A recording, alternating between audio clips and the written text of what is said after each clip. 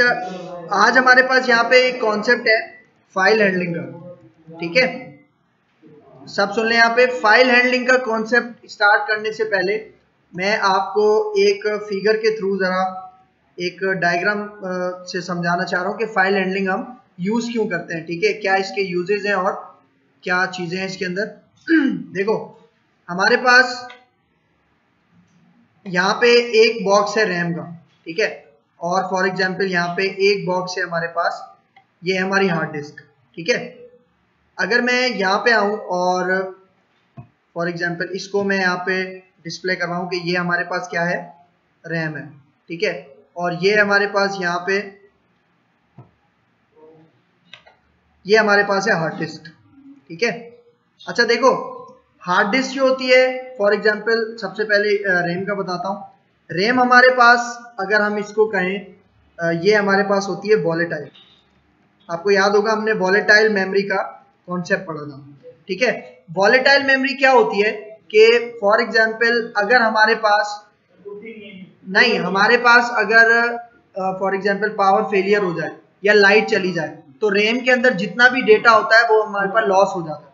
ठीक है, जबकि हमारे पास ये जो हार्ड डिस्क है ये नॉन वॉलेटाइल होती है। क्या होती है? Non volatile. इससे क्या होता है कि अगर फॉर एग्जांपल इसके अंदर जो भी डेटा हमारा सेव है, अगर पावर फेलियर हो जाए या लाइट चली जाए तब भी इसके अंदर हमारा डेटा स्टोर रहता है, सेव रहता है। सही है। अच्छा, हमारे पास स्टोरेज, ठीक है, ये दोनों स्टोरेज का काम करती हैं। रैम स्टोरेज का काम करती है और हार्ड डिस्क भी स्टोरेज का काम करती है। ठीक है, अब देखो रैम जो होती है वो उसको हम कहते हैं प्राइमरी स्टोरेज। क्या कहते हैं? और हार्ड डिस्क को हम कहते हैं सेकेंडरी स्टोरेज। क्या कहते हैं? Secondary storage.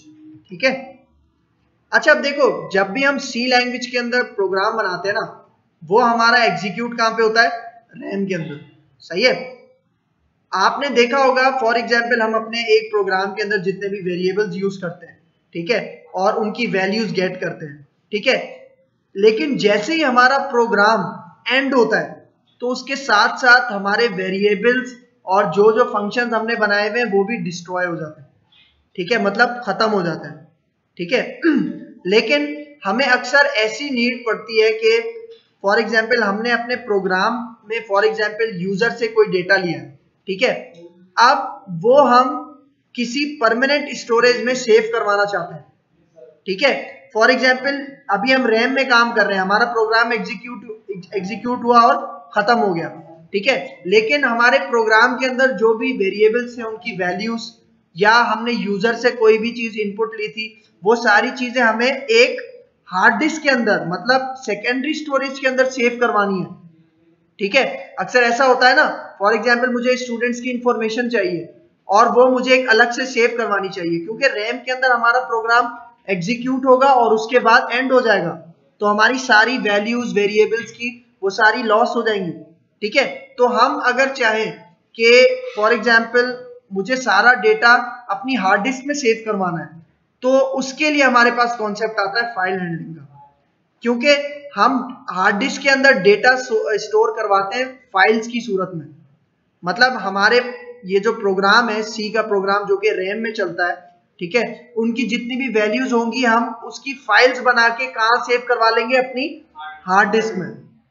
ठीक है, इससे क्या होगा कि फॉर एग्जांपल हमारे पास जितना भी डेटा हमने एग्जीक्यूट करवाया था वो हमारी हार्ड डिस्क में परमानेंटली सेव हो जाएगा। सही है। फिर उससे ये फर्क नहीं पड़ेगा कि अगर हमारा प्रोग्राम एंड हो जाए तब भी हमारे पास डेटा क्या रहेगा? सेव रहेगा फाइल्स की फॉर्मेट में। ठीक है, तो अब ये फाइल्स बहुत तरीके की हो सकती हैं। फॉर एग्जांपल टीएक्सटी फाइल जो कि नोटपैड की फाइल कहलाती है। ठीक है, नोटपैड फाइल भी हो सकती है वो। फिर इसके बाद फॉर एग्जांपल हमारे पास एक आरटीएफ फाइल होती है जो कि हम वर्डपैड के लिए यूज करते हैं।